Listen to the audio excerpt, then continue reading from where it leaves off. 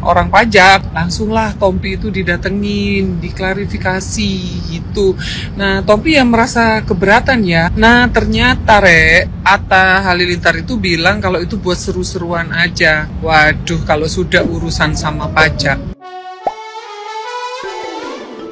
Hola netizen yang tercinta, Dr. Tompi marah karena judul konten channel YouTube Atta Halilintar mengklaim harga rumah Tompi 150 miliar tanpa ada klarifikasi. Tompi kecewa dengan tim Atta Halilintar. Saat meluapkan kemarahannya, Tompi mengatakan hal itu berimbas dengan dirinya didatangi petugas pajak. Kala itu, Tompi mengatakan meminta petugas pajak untuk bertanya langsung pada tim Atta Halilintar. Potongan video Tompi saat menjadi bintang tamu acara talk show di salah satu stasiun televisi itu viral. Tompi kecewa dan marah lantaran mendapat jawaban biar seru saja. Konten Atta Halilintar datang ke rumah Tompi diunggah pada 5 bulan yang lalu. Kini judul pada konten itu menjadi rumah baru Dr. Tompi, full museum, cafe, kayak mall. Konten itu pun sudah ditonton lebih dari 1 juta. Pada thumbnailnya juga dituliskan judul yang sama tanpa embel-embel 150 miliar. Menyoal kemarahan Tompi, Atta Halilintar seperti tidak banyak bicara. Atta menegaskan silaturahminya baik-baik saja. Atta Halilintar juga terkesan menjawab seadanya kala ditanya komunikasi dengan Tompi. Atta mengatakan semuanya lancar-lancar saja.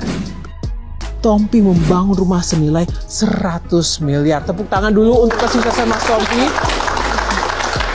Mas Tompi, dengan itu kayak saya klarifikasi dulu deh. Oh, apa yang diklarifikasi? Kalau bahaya sama petugas pajak. Oh gitu ya. Tapi kan itu sudah viral loh. Benar 100 miliar itu dihasilkan dari mana? Ini adalah salah satu bentuk kebodohan yang diciptakan oleh konten kreator. Kenapa? Jadi mereka nulis itu, saya marah banget tuh sama timnya Atta tuh. Karena dia nulis di YouTube channelnya mereka. Rumah seharga 150 miliar malah, bukan 100 miliar. Terus saya nanya, lo dapat angka itu dari mana? Emang gue ngomong, enggak sih mas, biar seru aja. Gila nggak tuh? Terus saya dipanggil sama petugas pajak. Gue dipanggil sama dia.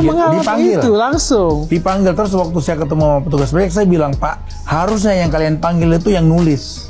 Iya dong. Ini kan jadi ngerepotin gue nih jadinya. Panggil yang nulis, tanya dia dapat informasi itu dari mana. Kalau dia ngibul, penjarain aja.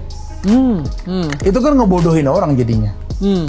Coba, termasuk kalian ketipu semua kan? Nah, terus percaya lagi. Nah, gimana nih menurut netizen yang terhormat? Silahkan berkomentar ya.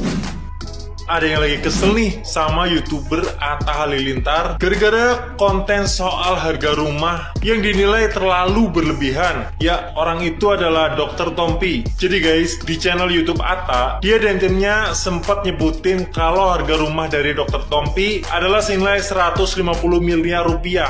Padahal bukan segitu guys, tapi 100 miliar rupiah. Ya, segitu. Makanya nih, lewat acara Q&A di salah satu stasiun TV bertajuk Tompi Punya Mimpi, dia cerita soal kekesalannya itu, yang mana sampai bikin dia dipanggil sama petugas pajak loh guys. Nah, terus dia juga bilang kalau udah nanyain hal ini ke Atta dan timnya, kayak, lo dapet angka itu dari mana? Emang gue pernah ngomong gitu? Terus si Attanya juga bilang gini, enggak sih mas, biar seru aja. Waduh, agak-agak juga nih ya. Akhirnya nih, menurut Tompi, dia nyaranin sama petugas pajak buat menindaklanjuti tim Atta terkait dugaan kebohongan publik yang udah dibuat oleh mereka. Kalau menurut kalian gimana nih guys? Komen ya.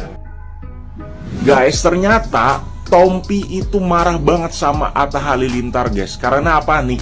Dipanggil petugas pajak gara-gara konten Atta Halilintar. Kata Tompi, itu saya marah banget. Jadi pernah tempo hari Atta Halilintar itu bikin konten ke rumahnya Tompi, terus bilang bla bla bla, dilebih-lebihin lah. Si Atta ini ngada-ngada bilang rumahnya itu 150 miliar. Gara-gara lalu naiklah kontennya, gara-gara itu dia disamperin petugas pajak. Padahal Tompi gak ada ngomong kayak gitu. Emang tuh, aduh, si Asyap Men itu omongnya ngasal berlebihan demi apa? Viewers guys, tujuannya itu. Jadi konten sekarang itu banyak berlebihan tuh apa ya, demi views, padahal nggak ada kayak gitu realitanya. Kasihan malah Tompinya yang diteror sama petugas pajak. Jadi ini ada masalah dari konten yang dibuat Atta Halilintar dengan Dr. Tompi. Jadi ceritanya Atta Halilintar itu itu membuat konten tentang rumah Dokter Tompi. Nah, begitu dibuat konten, Atta itu menyebutkan bahwa rumah Tompi itu senilai ratusan miliar, kalau nggak salah seperti itu ya. Nah, begitu konten itu mungkin dilihat dari orang pajak, langsunglah Tompi itu didatengin, diklarifikasi gitu.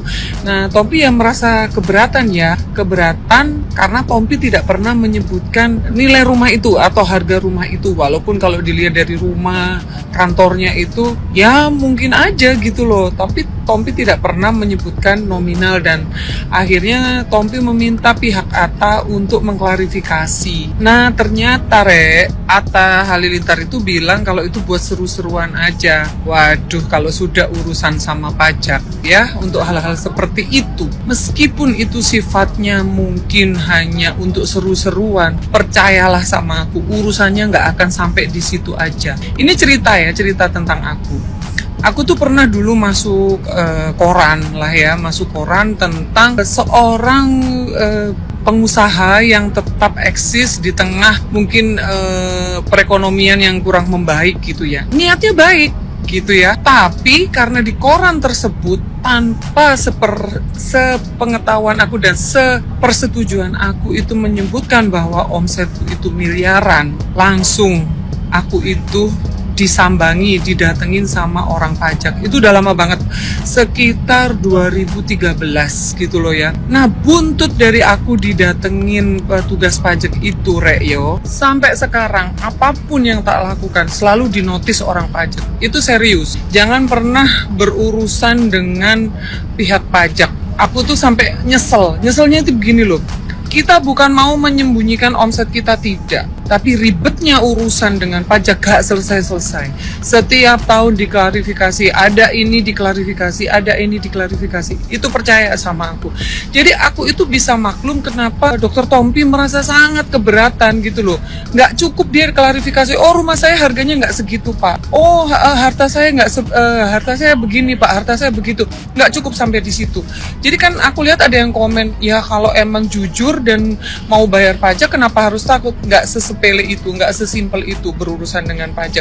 Jadi itu nanti pasti akan jadi panjang. Setelah klarifikasi nanti akan dilihat dari omsetnya ini, dari pendapatannya Tompi ini, dan bukan masalah kita bayarnya, tapi masalah ribetnya. Karena konsekuensi ketika kita urusan dengan pajak ya siap-siap aja diubrek-ubrek, ditanyain ini gimana, apakah ada perubahan dari harta kita dan apa gitu loh ya. Jadi aku sangat maklum gitu loh kalau misalkan Dokter Tompi sangat keberatan. Sekali lagi bukan masalah bayar pajaknya. Saya yakin Dokter Tompi juga sudah taat bayar pajak dan sesuai. Sama saya juga. Walaupun mungkin omset di ayam itu ya bisa miliaran ya karena harga ayam, tapi kan profitnya nggak seperti itu. Dan bukan masalahnya kita ini nggak mau bayar, sekali lagi ya. Tapi itulah ribetnya, nggak akan selesai-selesai. Jadi memang harus hati-hati ketika kita memang berurusan dengan kayak misalkan harta atau apapun, walaupun kita sudah bayar pajak, tapi ketika kita dinotis oleh petugas pajak, percayalah nggak akan cukup selesai sampai di situ, pasti akan terus. Aku contohnya sampai sekarang ini tahun 2024 dari 2013 belum kelar-kelar. Kadang aku sampai kesel gitu loh, kan saya sudah menceritakan alur pekerjaan ini itu gitu. Ya kali aja ada perubahan, sampai kadang kesel ya, ganti AR, harus klarifikasi, harus ini, itu ribetnya. Bukan kita tidak taat pajak, bukan kita tidak mau bayar pajak, tapi memang ribetnya itu yang bikin kita males begitu loh.